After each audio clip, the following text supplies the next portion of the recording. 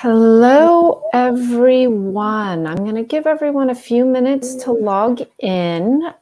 We started just a few minutes late, a little technical difficulties. Joyanne, if you want, it's going to notify you on Twitter that we attached you to something. So you're totally welcome to retweet that out while we have people logging in. And I want to just... Yeah, I'll start to giving everyone a few minutes to log in. So while we retweet this out, let me get that. Okay. We have that. We're going to see. All right. Hello, everyone. For some of you, good evening. For some of you in Joyanne's part of the world, good morning. If you are joining us, welcome. If you're tuning in for the first time, this is the La Maison de Rouge Monday night weekly live broadcast. I am your host, Lucy Sweetkill, one half of the duo that is La Maison de Rouge. A little bit about who we are. LMD&R is dedicated to expanding the BDSM experience by discussing, educating, and informing our audiences about the intersections of kink, wellness, sexuality, spirituality, and social activism. We aim to create a safe space for discussing these topics, as well as providing an avenue for our guests to share their stories and experiences. Thank you all again for joining us. Tonight, our guest is a sadistic rope bondage dominatrix and burlesque stripper with an expertise in the art of macabre and seduction. Her favorite style is aesthetically pleasing and acrobatic tormenting rope, and her interest lies in the realm of elegant fetish and erotica. Nothing delights Her Infernal Majesty more than those willing to completely surrender their darkest and most vulnerable selves and wallets in the dangerous embrace of her rope. Please welcome pronouns she, her, Joyanne. Hello, welcome all the way from Manila, Philippines. Thank you, Lucy. It's great to be here. Good morning. So it is 7 a.m. your time, right? We're 12 hours apart fully. Yeah, just 12 hours into the future. So thank you very much for getting up at this ungoddessly time for many people to go on our lives. So we do really, really appreciate that. Since you are new to our show, we usually start off with our first question as your origin story. So how did you become everything you are now? You know, specifically, you know, a rope dominatrix, a burlesque stripper, a BDSM performer, an aerial, you know, performer. How did, you know, and you're welcome to go as far back as you would like into your interests as a child, but we would love to know how it led you to this point now. Thank you. That's I always answer that question with a little bit of humor because I feel like little girl from the Philippines, how would we don't even have that type of media here, you know, to be exposed to the kind of things that we do. I always say that it all happened by accident. Like, it's very rare for a Filipina to wake up one day and say, oh, I want to be a dominatrix. You know, most of us haven't even heard about, you know, what a dominatrix is, much more meet one, or even aerial arts and circus and rope bondage, shibari. It's all still pretty new. In the country. It's just something that I stumbled upon many years ago in college. I've always been influenced by anime, deviant art. And it formed the aesthetic, although I can't exactly place it just on one thing. But it led me there to create my first bondage photography plates in college, which people were, staring at me in a weird way over here. Even though I was in the College of Fine Arts, I was doing that at the College of Fine Arts, and I had strange looks. I didn't understand it back then. It just I gravitated towards that aesthetic at first. The aesthetic, the clothing, the music.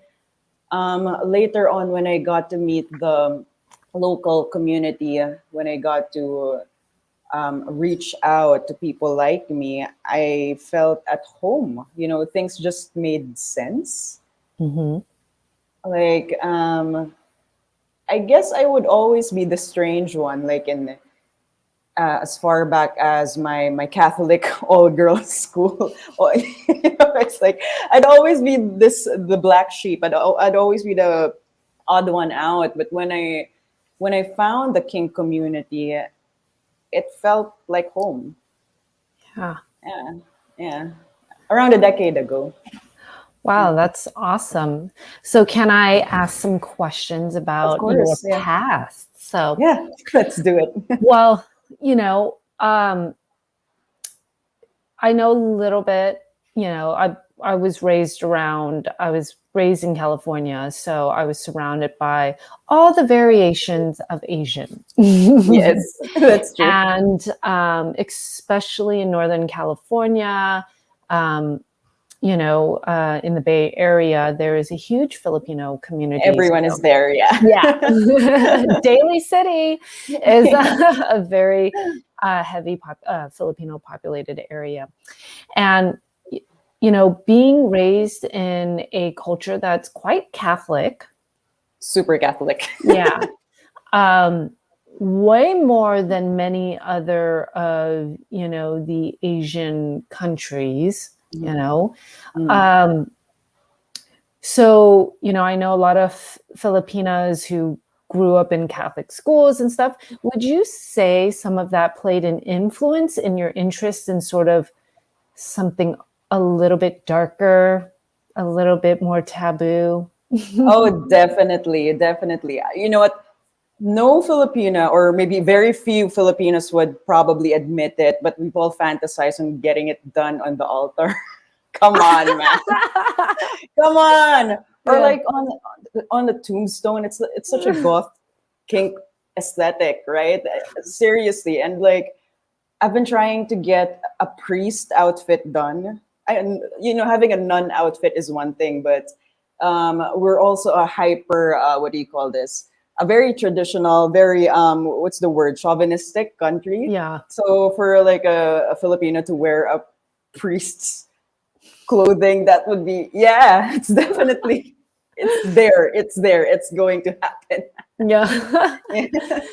So, kind of growing up in a Catholic kind of background, but also, would you say that anime was your kind of first interest in something a little different?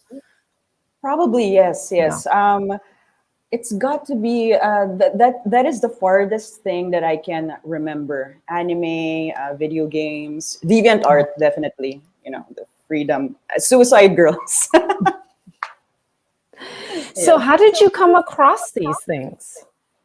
Oh, how did I come across these things? They would sell these CDs back then. I was very, very young. They would sell these CDs in a place called Comic Alley, and it would be super rare, like collector's item anime series, and then it would be advertised through word of mouth. Hey, you gotta get this new anime, Hellsing or Neon Genesis Evangelion. Yeah. It's really good, and that sort of secret community. It's sort of a little bit exclusive, I guess, a little bit strange, and all of it's got a lot of facets. Very similar to kink, actually, the anime culture here in the Philippines. But yeah, and I also love how three-dimensional the characters are and the stories are. I find that, in my opinion, I find that it's a lot closer to how it is in real life. Yeah. I mean, Hollywood has a certain way of depicting movies, depicting things, people, places, things. But I think that anime, it really brings out this raw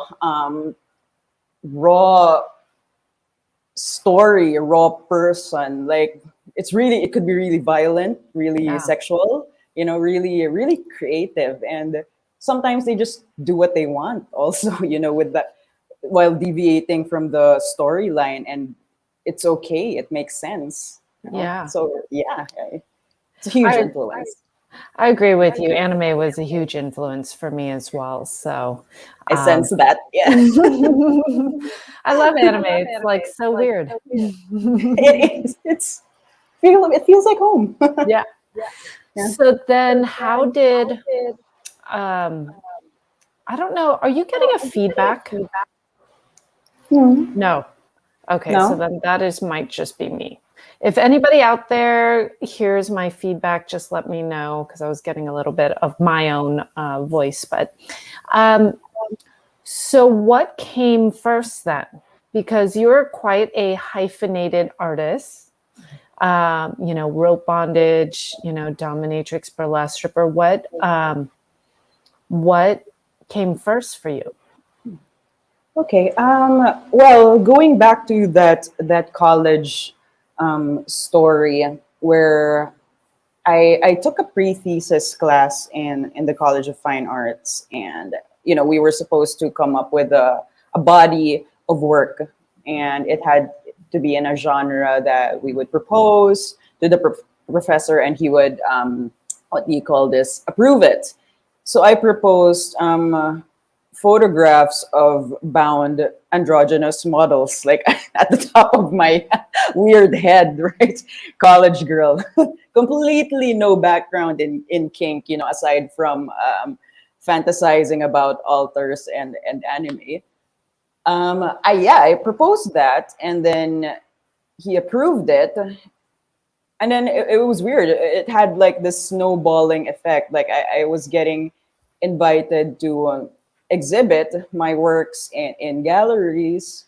One time, I was invited to perform that, perform the act of tying live at an exhibit, at an art exhibit opening.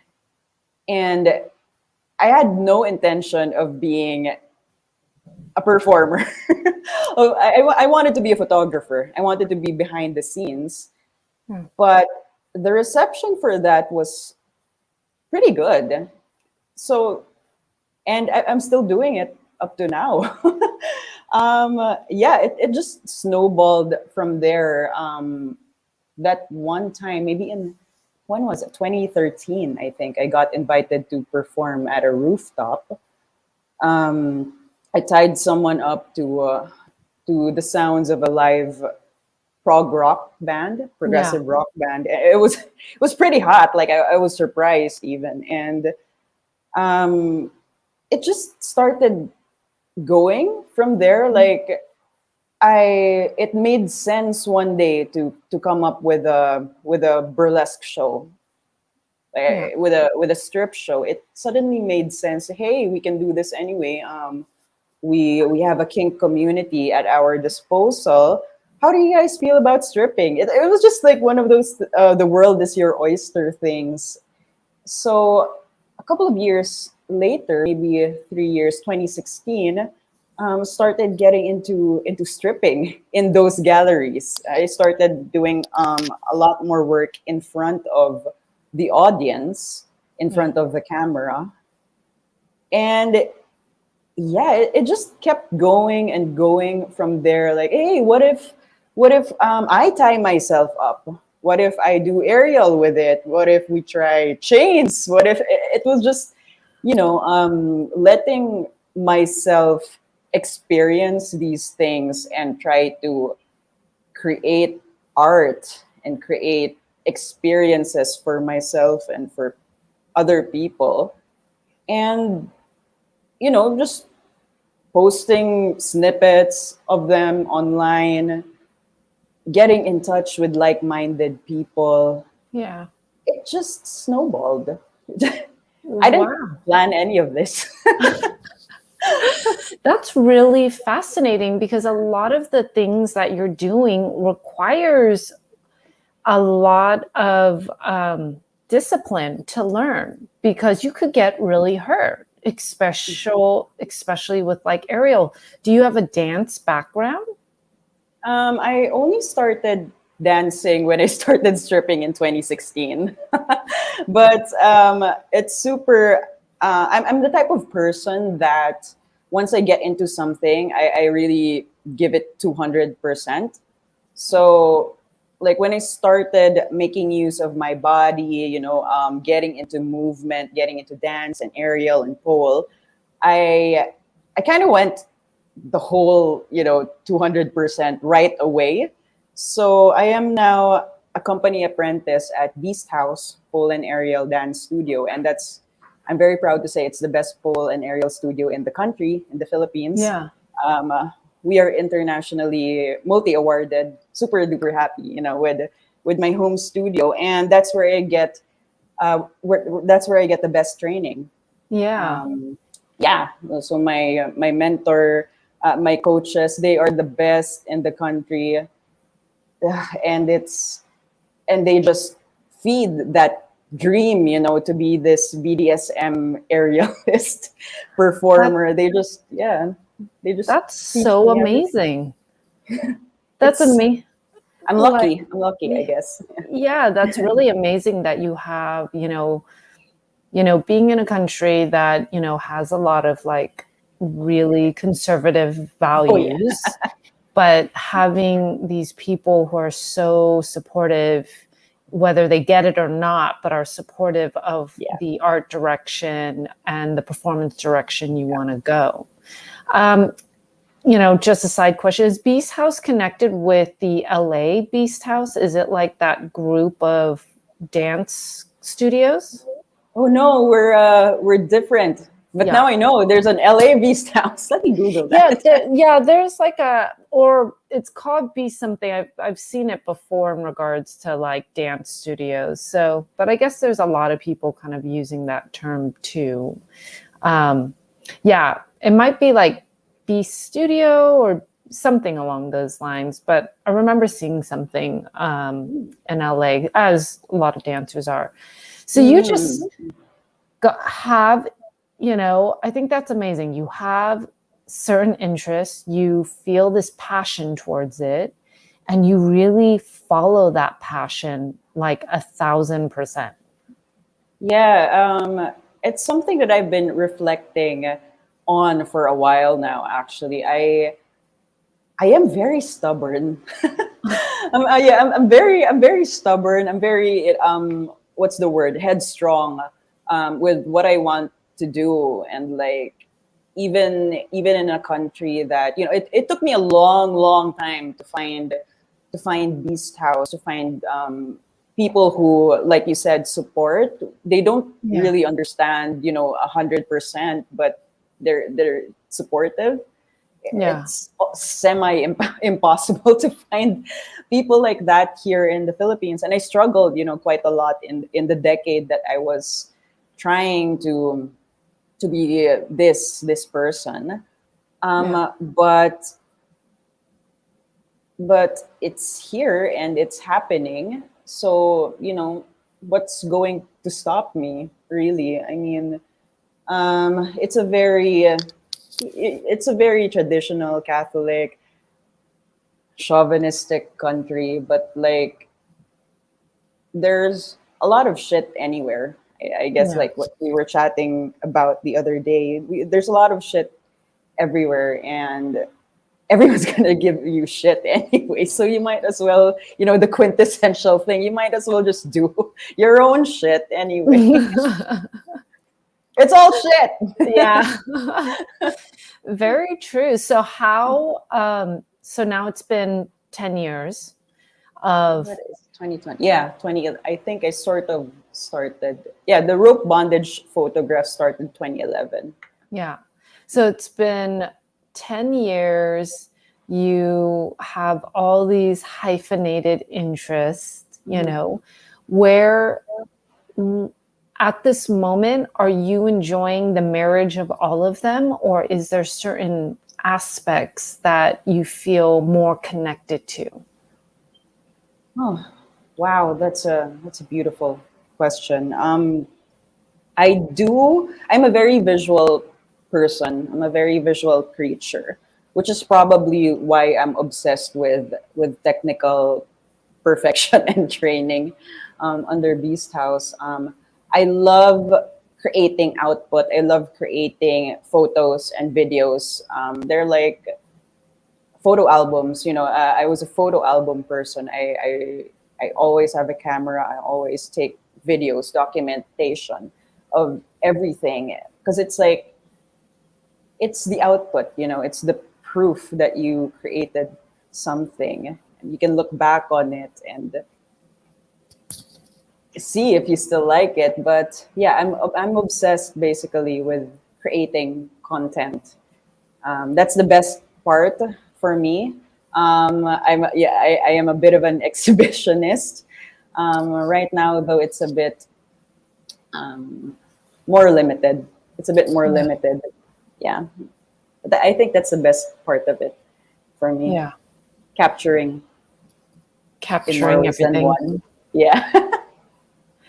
Is there a new interest that you want to unfold in the line of work you're doing right now?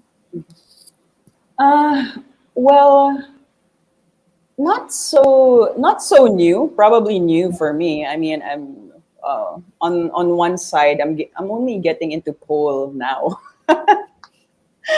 People kind of start from pole, then go the other way around. I started very extreme, and then I'm going to pole. Pole is great. It gives me a chance to be a little bit more relatable, since Yeah. some of my work requires an audience. I like to perform. At the same time, though, also I it's not so new either, but I do want to get back into doming, offering professional dominatrix services. It's just the situation in the Philippines is very, very hard right now. People are lying about their test results. People are faking vaccination IDs. It's really complicated, but it's Yeah. something that I miss. It's as if we went on a, how many years has it been? 2 year retreat. 2 year retreat since the COVID pandemic started here in the Philippines. And I feel like, being trapped with myself for a long time, I felt like it helped me mature as a dominatrix. And, you know, maybe it will help me create more meaningful experiences once we get the ball rolling Yeah. over here. It's like I'm marinated. Yeah, it's like I'm marinated, and maybe when I started this lifestyle 10 years ago, I was still quite immature. There was still a lot to learn, and I was sort of doing it more for me than for anyone else. And now I'm only getting into the new perspective is it's actually, it's shared. It's a power exchange. It's an experience for all parties, and I'm yearning for that more Yeah. now that we're still in lockdown over here. Jesus. Yeah. Yeah. That's got to be really difficult, Yeah. So true. especially for someone who enjoys an audience, right? Yeah. There's only so much energy you can get virtually in an Oh audience. yeah. So you consider yourself a sadistic rope bondage dominatrix. When did you discover that you had this sadistic side in you? Oh, it's difficult to pinpoint to one thing. Although I do remember, I think it was you who posted that the thing about biting being sadists kisses. Yeah. That was you, right? That was you, right? And that super resonated with me. I was like, yeah, it makes sense. And then that post that made me more aware of like the little things that I used to do when I was younger that built up to this now until the time that I realized that yeah, I am. Yeah, that's right. That confirms everything. So it was that. It was me like getting safety pins and poking my classmates with it in kindergarten. you know yeah, those things, because I wanted to see a reaction. I wanted to generate a reaction. It was like, yeah, immature young sadist in the making. It was that post of yours that made me realize that the little things, the little preferences, the choices that I made, whether consciously or not, when I was younger up to now, they all made sense by accident or by fate. Yeah, that was it. Yeah. If we look back, we can see the clues, we Yes. have perspective and hindsight, right? But Mm. I'm glad, I'm glad that connected, because I think a few people were like, yes, they are. And and that's something that I've done a lot of reflection of, just like my past, because, coming from a traditionally Vietnamese family, and actually my father's quite Catholic, and my mother's Buddhist, because you have, there's a big Catholic community in Vietnam as well, but there's also a huge Buddhist community, and there were a lot of things that were told to me that I was told, like, no, these things Yes. are bad, right? Uh-huh. And so you end up suppressing so much about yourself and your interests. And I get it. Yes, you should not bite other kids non-consensually. So yes, it's understandable, for some of those things. But I suppressed a lot of stuff. And I think many other people in this community did the same, because the world told us no, or it's too weird, or whichever, but it finds its way out. Yeah. Yeah. And I mean, as long as we're responsible, discerning when we handle that, consent is the key. Consensually bite, consensually poke with a safety pin. Now we know. But yeah, I mean, Asians are brilliant at saying no and suppressing. Now we're the kinkiest people. Yeah. All that suppression just boils over, Yeah, right? exactly. So then, so you've had time to sort of think about your sadism as well. Where, do you see yourself, and I'm not sure if you've done much traveling for your performances and work. What do you see for your future if we're out of a Definitely. pandemic? Yeah, definitely traveling though. It's great that you mentioned that, because so in our Sacred Wounds show, Yeah. I met Coco and Wang. Yeah, right when I was starting to dance around 2016, 2017, when I proposed myself to perform at the Asian Burlesque Festival in New York. Yeah. And like ever since then, they've always been we've always been at the back of each other's minds, Coco and Wang. Yeah. And so many good people in New York. Mistress Yin also, actually. Mm-hmm. Mistress Yin, Calamity Chang. I also did a couple of, back then, I went to Oakland also to meet the Filipino rope community there. So yeah, pre-pandemic, I mean, I'd be around the world, around the world, mostly in Asia, of course. Though Japan is, of course, my favorite. Mm-hmm. Tokyo is my favorite.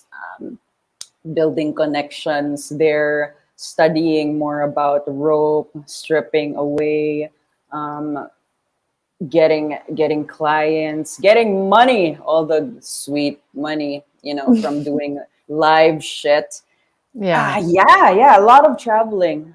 I would love to get back to traveling. This is the first 2 years in a long time that I've stayed in the Philippines. So yeah, it's basically like I marinated with myself. Yeah. Yeah, yeah, It's hard when having the communities in so many places and not being able to go to those places and experience those things. So, how would you say the kink and BDSM community in the Philippines is now? dead. No, I mean, yeah, like I said, kink and BDSM, it's like super unheard of. Like, no matter how many times I try to come up with interviews like this to explain and to teach, to educate Yeah. people, I find that generally, the country is vanilla, like very very resistant to kink. It's like I would probably compare it to like they see it on TV, and it's a fantasy. That's how I feel like I'm being treated here. And when they interact with me personally, they treat me as if I'm acting out being a dominatrix, and like I'm just like them, like like vanilla folk, Yeah. and they try to not impose, but sort of, yeah, treat me the same way as everyone else, Yeah. even though I'm even though they know and they feel that I'm strange. There's that weird disconnect. There's that weird disconnect. Yeah. And pre-pandemic, we did have these BDSM balls, these kink carnivals, kink events in the country here in Manila. Um, but it would mostly, be comprised of curious beginners, Yeah. curious people.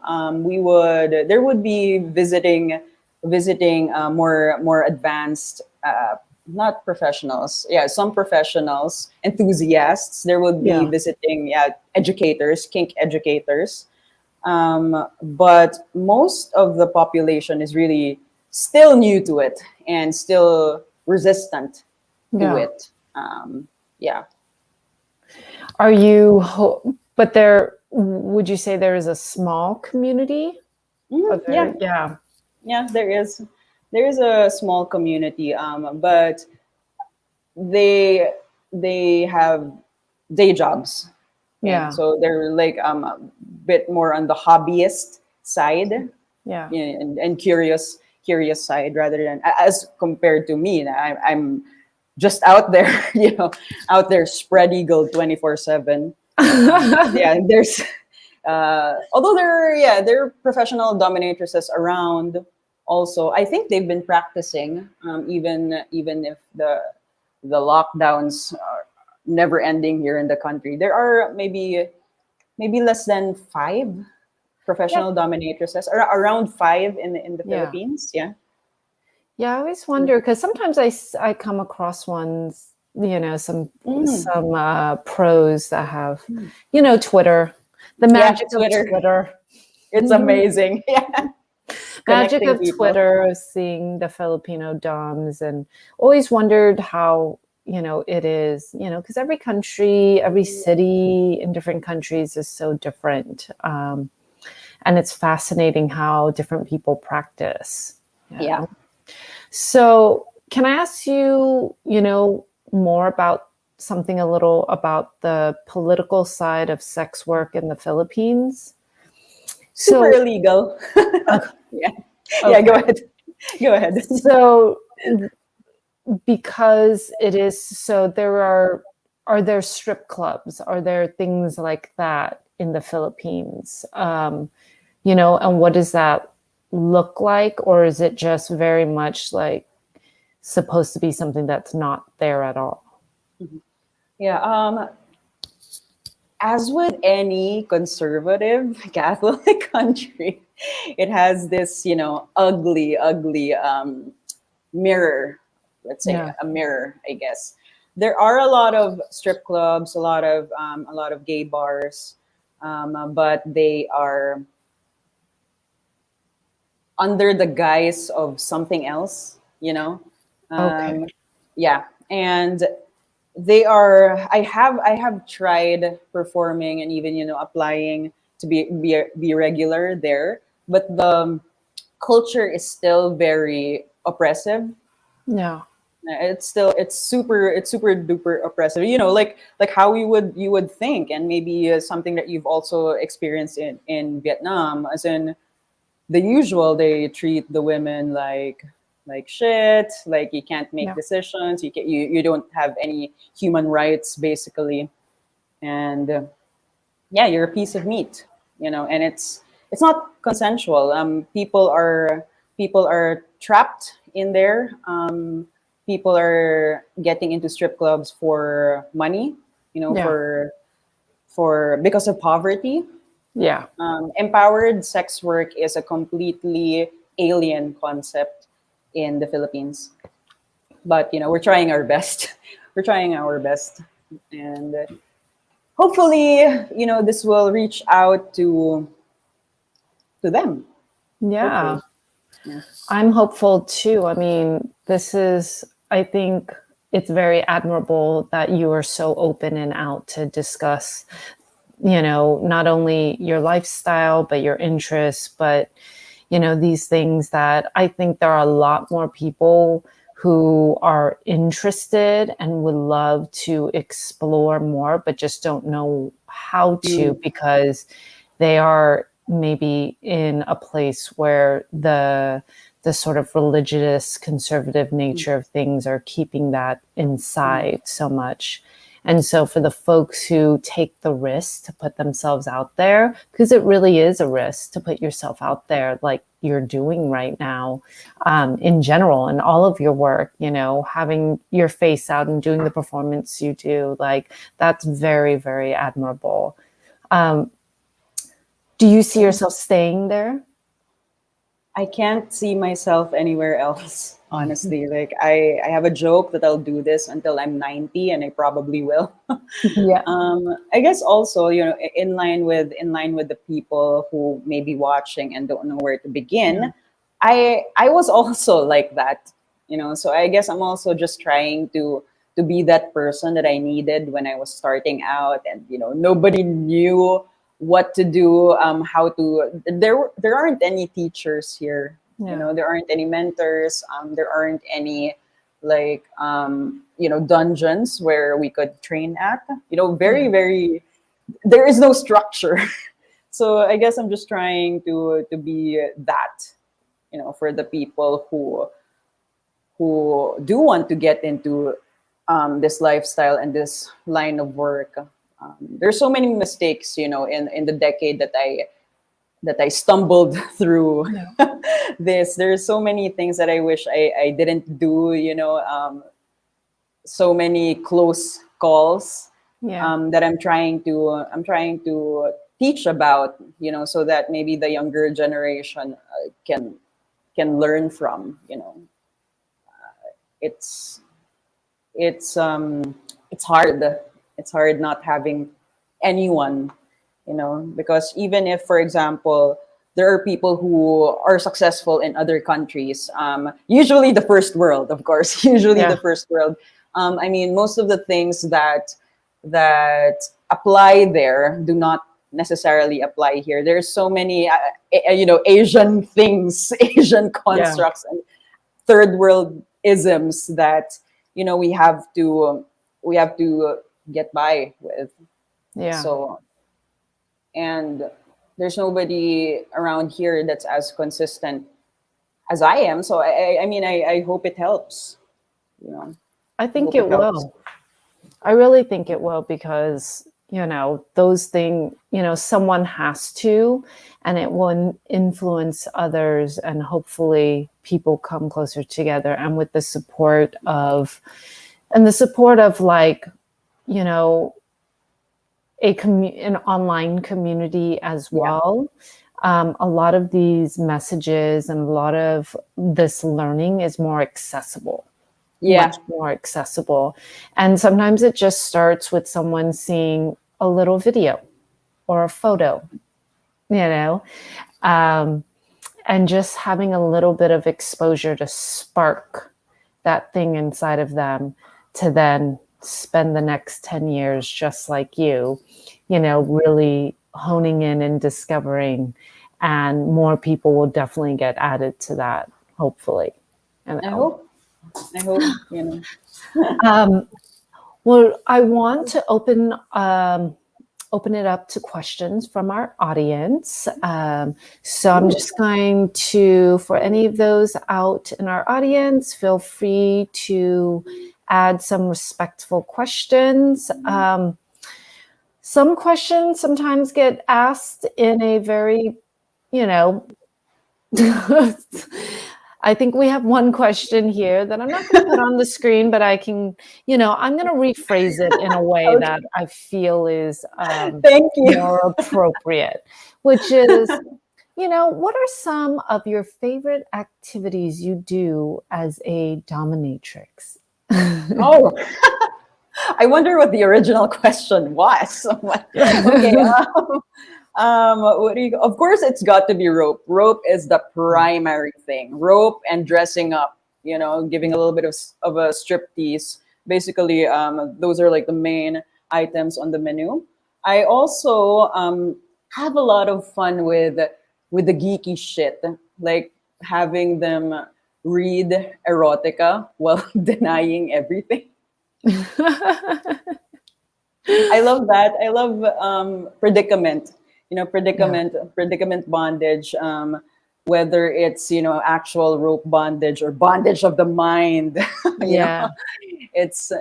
I love playing around. I do have. I think I have a serious persona on social media, but you know, I smile a lot. I'm super mischievous. When you get to know me, a little bit corny. I like cracking dad jokes too. You know, so you know, it's that mixture of, it's that experience of being in this crazy acrobatic predicament while I'm making you read maybe hentai, you know, maybe hentai, and then you know, depriving you of the climax. So it's that creative, funny, strange, taboo, or maybe saying the rosary while you're bound with an actual rosary. You know, those, Yeah.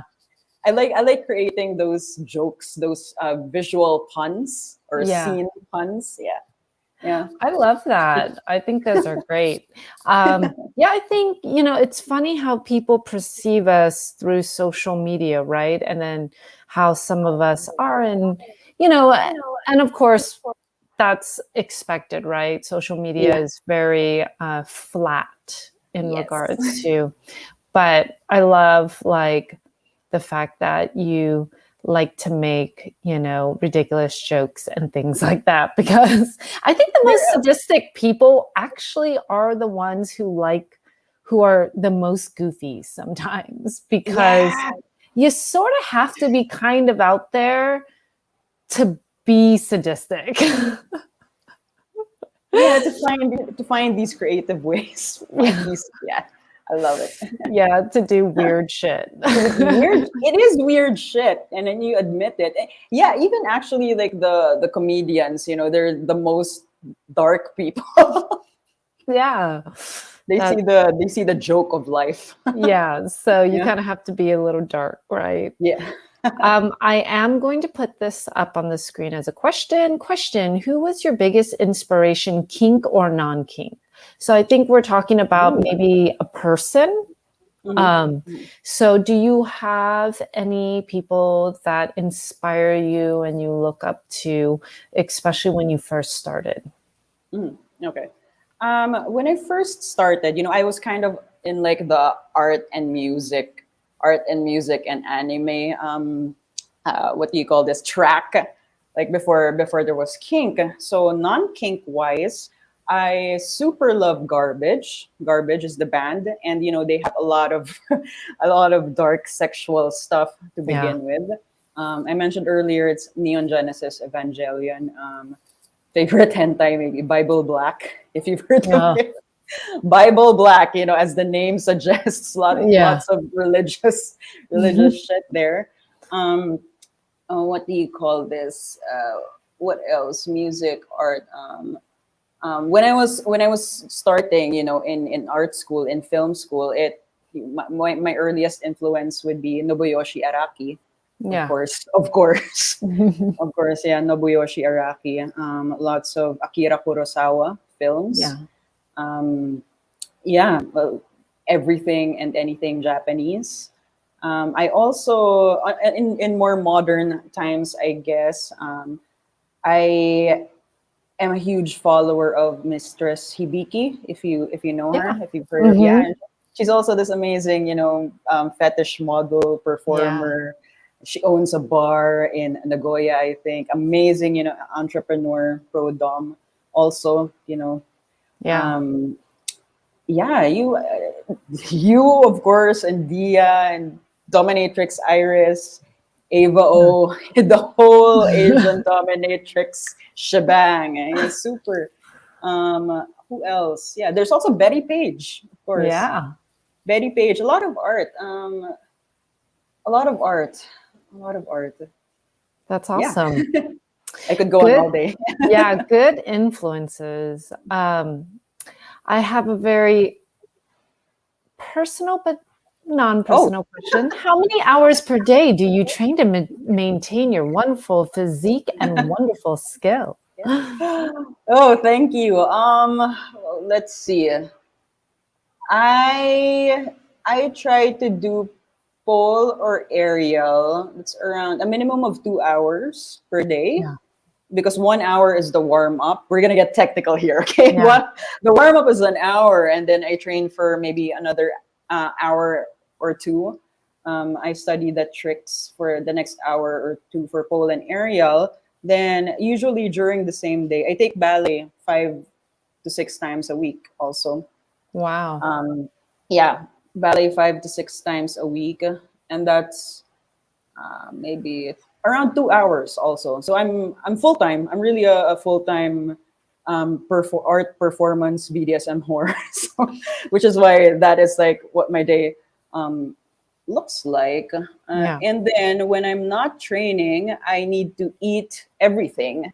I need to keep eating, keep ingesting food, mostly protein to burn. Yeah. Well, he talked about they talked about physique and wonderful skills. So yeah, Yeah. lots of eating, lots of training. Yeah, around 4 hours a day, maybe 4 hours a day. Wow, that is dedication, especially with ballet and, aerial. I feel that requires so much, so much skills, so much precision. Um, has, what would you say you have to like be careful of when you do that type of training? What do you notice? What is something about the training maybe, people don't realize? Because this is physically so, intense on your body. What is something about how you train that maybe some people might not understand? Oh, that's a really helpful thing to mention. Actually, I also give off this impression that I've been doing this for a very long time, when in fact I've only started heavy training since 2018. So I haven't been doing it for long. What I do, what I can recommend though, is that your mind has to be into it. Um, Again, like when I made that decision to go like 1,000%, it was really all here. I couldn't lift myself back then. I had no upper body strength. Okay, I Yeah. was not fit at all back then. I was a chain smoker. I drank every night, and now I have to eat all of the chicken breast and the protein shakes. It's a decision that you have to make first and foremost, and that decision will will be your guide, really, as you're doing it every day. I would never have imagined myself to train every day, or 6 days a week. I rest for one day to train 6 days a week for almost 4 hours every day. I would have, the younger me would have never imagined that. But then when I decided, I have to stick to it. Okay, because going to these classes once, to try them out, that's easy. But really committing to it, that's the hard part. And you have to really be all in, with it. You have to enjoy it. Some days are, it's just really boring. I don't want to do this trick. It's so boring. But it's gonna help, in the long run. You really Yeah. need to be consistent, and also you can't compare yourself to other people. You can't it's the quintessential thing again, you can't compare yourself to the progress of other people Yeah. also. And that's what made me like leap from drunken from alcoholic chain smoker to super fit nowadays, from 2018 to 2021 with a pandemic in between. It's a decision, and you can't compare yourself to other people. You have to focus. Yeah. Those are wise words, completely. Wise words. They've been said before. Yeah, they've been said before. But it seems to be things that like we all sometimes forget, right? Like, Yeah, that's true. you put effort and time and dedication, you'll get there, right? Yeah. But Yeah. somehow we all still have this idea. We're like, but why can't it just happen? Right? Hard work is the only Hard- thing that works. Yeah. Hard work. Yeah. Yeah, You can't shortcut it. I agree. We have Yeah. another question. What is the most rewarding aspect of being a Dom for you? Oh man. Wow, these people are great. The most rewarding aspect is that I get to live my truth. When I am a dom, I get to live my truth. I mean, I try to be headstrong and stubborn with all of the noise that's going around me. The patriarchy, the church, my family, my friends who are concerned about me. There's a lot of noise, especially in the Asian third world. I do love performing. I love performance style BDSM.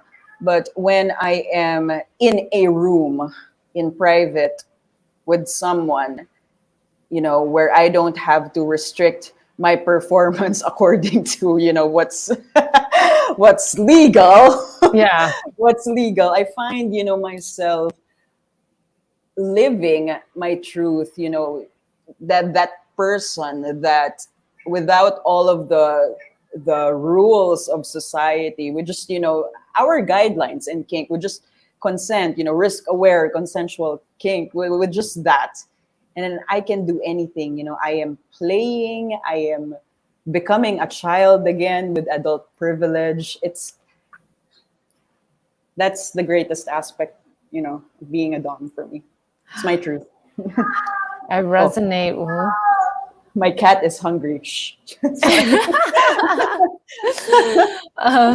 Sorry, yeah, go ahead, please. Your cat is your dominatrix. It's true, and there are 5 of them. It's crazy. Cats are the doms of the world, I feel like. It's true. It's true. It is true. I'm just I'm just submissive.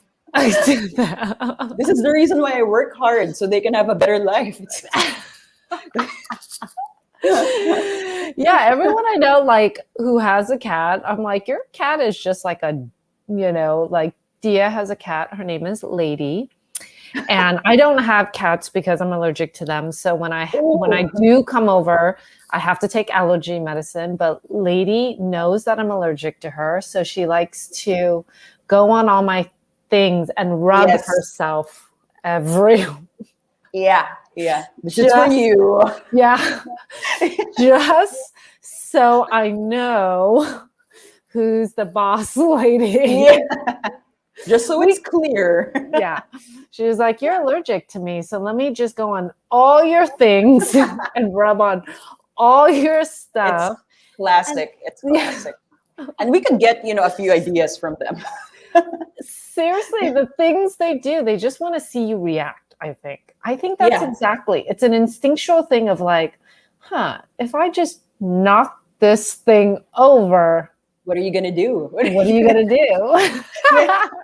But you still love me. You Yeah. cannot not love me. And you're going to feed me and you're going to clean my cat poo and you're going to do all the shit for me because I know it. Like, Yeah. See, cats are the best doms. They are though. Yeah. Now I'm getting ideas. But I love your answer.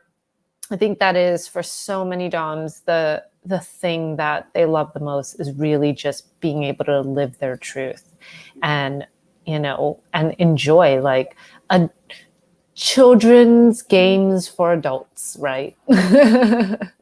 Yes. And Super. having fun with that. Mhm. So I'm gonna kind of take this last question, which is, Yeah. what do we have to look forward to in the future? What are there performances that are coming out? Are there plans for you that you want people to know about? She sounds so cute. One last question and then we'll eat. Okay. Yeah. I guess, for now, it's really pretty much just virtual. I mean, we're heading into Halloween month, which Yeah. is my peak season. It's the one time that I look normal here in the Philippines. you know, during Halloween. So there are a bunch of online shows Yeah. during US time. US Yeah. time. So I am a dancer over at Cyber's Inferno and Sanctuary at Virtual Strip Club. I hope to Yeah. have another show at this really cool gothic industrial party called Club Sanctum. Yeah, but they're all online for now. Yeah. As in, we are trapped here. Like we can't even fly out. It's a little bit nuts over here in the Philippines, but once the borders lift, I will be everywhere. Like I told Coco and Wang, and now I'm telling you. I mean, I hope to be able to meet you Yeah. personally someday. Visit the maison someday. Yeah. Also, go around the world. I do love New York. Yeah. I It's like it also reminds me of it, sort of like Tokyo. All of the trains and the people Yeah. and the art and the music. Yeah, so it's one of my favorite cities. I hope to go back someday. New York, Tokyo. Where else do I want to go? Hong Kong. Yeah. Yeah, maybe Europe. I don't know, but these are all just plans for now Yeah. until we are not trapped anymore in this pandemic. Yeah. Yeah, hopefully travel extensively, and until then, we'll see you online. Yeah. Yeah. So for all of those watching, if you look down on the screen, we have Joyanne's Patreon, website, Instagram, Twitter, the best places to get all the immediate information about any performances. I mean, as someone who's seen a lot of your performances, like they are really beautiful and amazing, and just like you are truly just very much an embodied artist. And as someone who is not a performer, like I am very much in awe of watching you perform. Like it is quite a it's a beautiful experience, I would say. That's wow. That means a lot. Yeah, Thank you. it truly is a Thank you. beautiful experience. So for those of you, do yourself a amazing pleasure of, joining one of these events coming up and, getting to experience it themselves. So please, follow Joyanne on all the below avenues. Yes, please. Say hi. There you Hello, go. who is this one? What's This is Bricket. Briquette? It's briquette. It's French for lighter. When I used to smoke a lot. Hi. You're on TV. Like, I'd rather you feed me than bother me. It's if they could do this, Yeah, they would. So I want to thank you very much for waking up immensely early and being on our show, Joyanne. To thank you to our audience and those who will be watching this in the future, because this will also be on YouTube to live forever. Thank you for watching, and I want to say a good night and a good morning for all of you out there. And thank you again, Joyanne, for being on our show. Thank you for having me. Bye, everyone.